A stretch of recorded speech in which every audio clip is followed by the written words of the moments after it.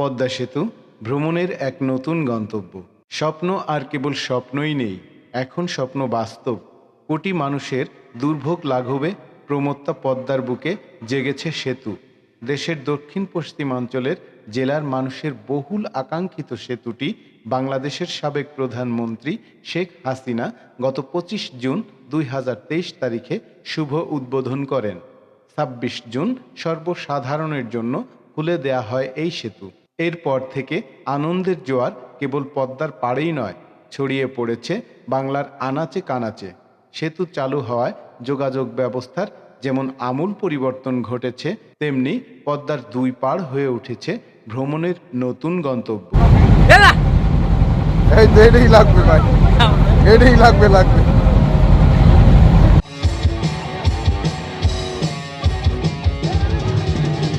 সম্মানিত দর্শক শ্রোতা, TM ট্রাভেলার 24 এর পক্ষ থেকে আপনাদের আরও একটি তথ্য সমৃদ্ধ নতুন ব্লগে জানাই স্বাগত। আমি BST2 বলছি পদ্মা সেতু বাংলাদেশ থেকে। আজ আমি ফরিদপুর জেলার সদরপুর থানাধীন বাবুরচর বাজারে অবস্থিত MR international welding technical training ইনস্টিটিউটের বিশেষ আমন্ত্রণে আনন্দ ভ্রমণের সাথী হয়ে পদ্মা সেতু দেখতে যাচ্ছি। আজ TM ট্রাভেলার 24 এর পক্ষ থেকে আমি আপনাদের জানাবো পদ্মা সেতু ভ্রমণে কিভাবে যাবেন, কোথায় থাকবেন, কোথায় খাবেন, আশেপাশের দর্শনীয় স্থানগুলো কিভাবে ঘুরে দেখবেন, কম খরচে ভ্রমণের পরিকল্পনা কিভাবে সাজাবেন, এই সব কিছুর বিস্তারিত তথ্য। আমি সকাল 10টায় MR international welding technical training institute এর সকল শিক্ষার্থীদের সাথে মিলিত হয়ে একটি ইঞ্জিন চালিত ট্রলার যোগে পদ্মা নদী দিয়ে রওনা দিলাম পদ্মা সেতুর উদ্দেশ্যে। আমাদের এবারের যাত্রা শুরু হয়েছিল ফরিদপুর জেলার সদরপুর উপজেলার পদ্মাপাড়ের নদীবন্দর পিয়াজখালীর শয়তানখালীর ঘাট থেকে। চলুন যেতে যেতে আজ আমরা যে পদ্মা সেতু ভ্রমণে যাচ্ছি তার সম্পর্কে বিস্তারিত তথ্যগুলো জেনে নেই। মানিক বন্দ্যোপাধ্যায়ের জনপ্রিয় উপন্যাস পদ্মা নদীর মাঝির কথা নিশ্চয়ই অনেকের মনে আছে। পদ্মাপাড়ের প্রত্যন্ত গ্রামের কথা, যেথায় যেতে হলে নৌকা পথই একমাত্র পথ। ২০২০ সালে পদ্মা সেতুর শেষ স্প্যানটি বসানোর মাধ্যমে ইতি ঘটেছিল সেই সময়ে। এখন সড়ক পথেও দেশের দক্ষিণ পশ্চিম অংশের সাথে উত্তর পূর্ব অংশের যোগাযোগ ঘটেছে। বাংলাদেশের ইতিহাসে সবচেয়ে চ্যালেঞ্জিং প্রকল্পটির নাম হচ্ছে পদ্মা বহুমুখী সেতু প্রকল্প। এটি শুধু আমাদের দেশের নয়, সমস্ত এশিয়া মহাদেশের মধ্যেই অন্যতম বড় সেতু, যার উপরের স্তরে তৈরি করা হয়েছে 4 লেনের সড়ক পথ এবং নিচের 1 লেনের রেলপথ। 150 মিটার দৈর্ঘ্যের মোট 41টি স্প্যান বসানো হয়েছে এই সেতুটিতে। 30,793 কোটি 39 লাখ টাকা ব্যয়ে নির্মিত বাংলাদেশের সর্ববৃহৎ সেতুটির আয়তন 6.150 কিলোমিটার এবং 18.10 মিটার প্রস্থ। এই বিশাল সেতুতে মোট পিলারের সংখ্যা 42টি।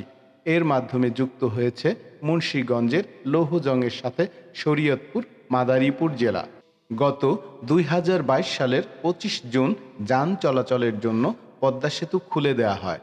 তবে স্বপ্নের পদ্মা সেতুটিকে একবার কাছ থেকে দেখার জন্য প্রতিদিনই বাড়ছে দর্শনার্থীর ভিড়। তাই আজ TM ট্রাভেলার 24 এর এই পর্বে বিস্তারিত জানাবো আপনিও কিভাবে নিজ চোখে দেখতে পারবেন পদ্মা সেতুকে। পদ্মা সেতুকে সামনাসামনি দেখতে হলে আপনাকে যেতে হবে মাওয়া ফেরিঘাটে। এটি ঢাকা বিভাগের মুন্সিগঞ্জে অবস্থিত। এরপর ট্রলার ভাড়া নিয়ে আপনি ঘুরে দেখতে পারবেন পদ্মা সেতু। ঢাকা থেকে মাত্র 33 কিলোমিটার দূরে মাওয়া ঘাটে গিয়ে পদ্মা সেতু দেখে দিনে গিয়ে দিনেই ফিরে আসা যায়, যা ঢাকাবাসীর জন্য হতে পারে একদিনের আদর্শ ট্যুর। এক্ষেত্রে আপনি 4টি রুটে মাওয়া যেতে পারবেন। প্রথম রুট গুলিস্তানের সুন্দরবন স্কয়ার থেকে মাওয়াগামী ইলিশ বাস ছাড়ে 70 টাকা ভাড়ায় এবং ফুলবাড়িয়া বাস স্ট্যান্ড থেকে 130 টাকা ভাড়ায় BRTC AC বাসে করেও যেতে পারেন পদ্মা সেতুতে। দ্বিতীয় রুট যাত্রাবাড়ি বাস স্ট্যান্ডে ইলিশ নন AC 70 টাকা এবং AC বাস পাবেন 130 টাকায়। 3 নং রুট যারা উত্তরা বা টঙ্গী থেকে মাওয়া যাবেন তাদের প্রচেষ্টা পরিবহন দিয়ে যেতে পারেন 100 টাকা ভাড়ায়। 4 নম্বর রুট হচ্ছে গাবতলী বাস স্ট্যান্ড থেকে 100 টাকা ভাড়ায় বসুমতী বাস ছাড়ে। এছাড়া মিরপুর 12 থেকে স্বাধীন এক্সপ্রেস পরিবহন দিয়ে মাওয়া যেতে পারেন, ভাড়া পড়বে 100 টাকা। পদ্মা সেতু মন মতো ঘুরে দেখতে হলে আপনাকে ঘাট থেকে ট্রলার ভাড়া করতে হবে। সেক্ষেত্রে মাঝারি ট্রলারগুলোর ভাড়া প্রতি ঘন্টা 1000 থেকে 1200 টাকা এবং বড় ট্রলার ভাড়া 1500 থেকে 1800 টাকা।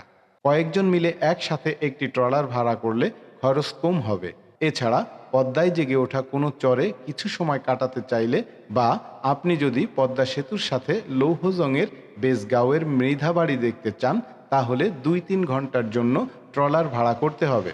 কোথায় এবং কি খাবেন? মাওয়া ঘাট অনেক আগে থেকেই বিখ্যাত ইলিশ মাছ ভাজা এবং পদ্মার পাড়ে বসেই পদ্মার তাজা মাছ খাওয়ার জন্য। ইলিশ মাছ খেতে হলে আপনাকে যেতে হবে শিমুলিয়া ঘাট বা মাওয়া মাছ বাজারের পেছনে। সেখানে 800 থেকে বিভিন্ন দামে ইলিশ মাছ কিনে সেখানেই টুকরো করে ভেজে দেওয়ার ব্যবস্থা আছে। এছাড়াও রয়েছে বিভিন্ন রকম ভর্তা এবং সাথে বেগুন ভাজা। খেয়ে দেখতে পারেন মাওয়ার ঐতিহ্যবাহী রসগোল্লাও। আমাদের আয়োজক MR international welding technical training ইনস্টিটিউটের কর্ণধার মোহাম্মদ মিজানুর রহমান পদ্মার পাড়ে দৃষ্টিনন্দন মনোমুগ্ধকর পরিবেশে গরুর মাংসের বিরিয়ানির আয়োজন করেছিলেন। তার MR international welding technical training institute এর শিক্ষার্থীরা সবাই মিলে আনন্দের সাথে পদ্মা পাড়েই রন্ধন কাজ শেষ করলেন। আপনি চাইলেও গ্রুপ নিয়ে ভ্রমণে এসে পদ্মার পাড়েই রান্না করে খেতে পারবেন, কোনো বাধা নিষেধ নেই। তবে পদ্মার পাড়ে রান্না করে খেতে হলে আপনাকে অবশ্যই প্রয়োজনীয় জিনিসপত্র সঙ্গে নিয়ে আসতে হবে। পদ্মার পাড় থেকে কেনাকাটার জন্য খানিকটা দূরে যেতে হয় বলে সব কিছু গুছিয়ে নিয়ে আসাই ভালো। সম্মানিত দর্শক, MR international welding technical training institute Faridpur জেলার সদরপুর উপজেলার অন্তর্গত বাবুরচর বাজারে অবস্থিত একটি ওয়েল্ডিং ট্রেনিং সেন্টার। আপনারা যারা দক্ষতা অর্জন করে মালয়েশিয়া, সৌদি আরব, দুবাই, কাতার এবং ইউরোপ সহ বিশ্বের যে কোনো দেশে গিয়ে চাকুরি করতে চান তাদের জন্য MR international welding technical training institute দক্ষ প্রশিক্ষক দ্বারা 1G, 2G, 3G, 4G, 6G, MIG, TIG, 2 ইঞ্চি মেটাল সহ সকল প্রকার ওয়েল্ডিংয়ের কাজ প্রশিক্ষণ দিয়ে থাকেন। প্রশিক্ষণের জন্য কমেন্টসে যোগাযোগ করুন। TM ট্রাভেলার 24 এর এই ভিডিও দেখে যারা ভর্তি হবেন তাদের জন্য থাকবে বিশেষ ছাড়। এরপর আসুন জেনে নেই থাকবেন কোথায়। এটি মূলত একদিনের ট্যুর।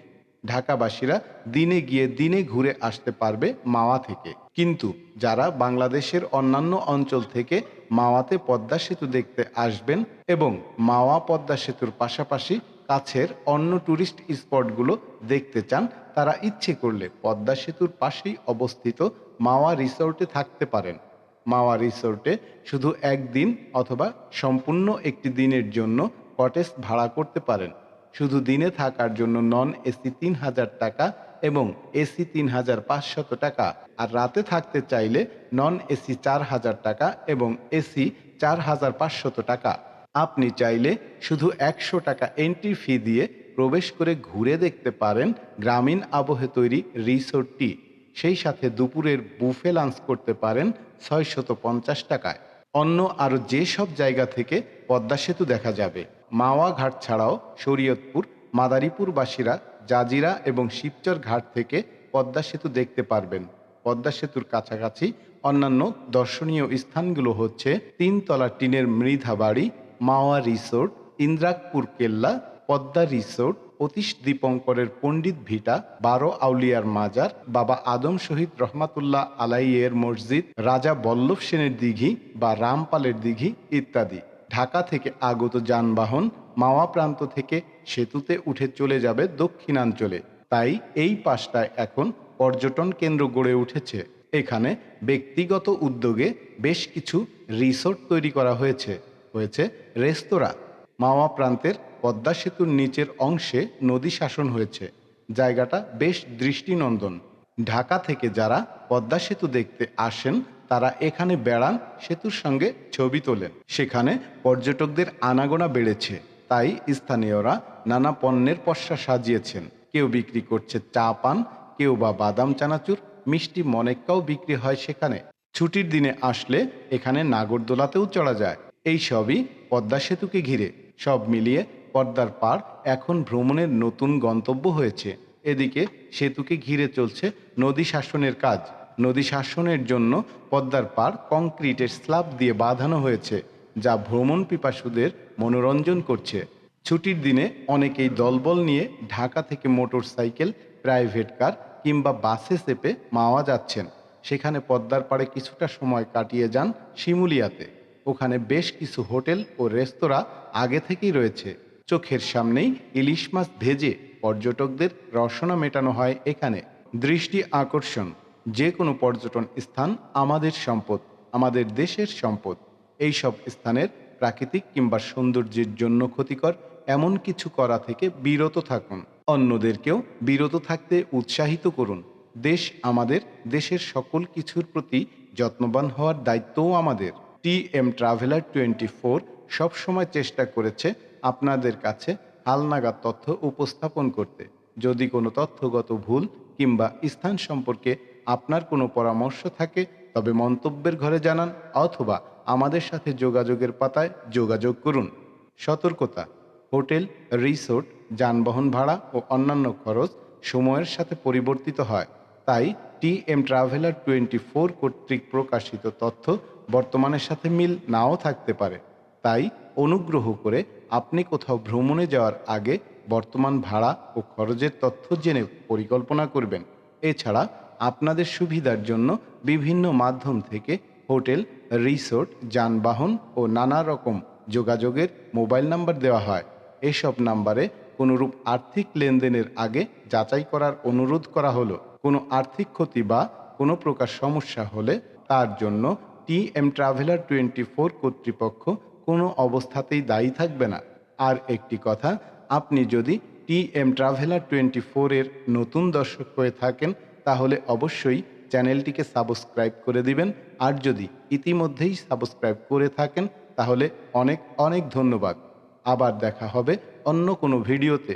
সেই পর্যন্ত সুস্থ, সুন্দর ও নিরাপদে থাকার প্রত্যাশা রইল।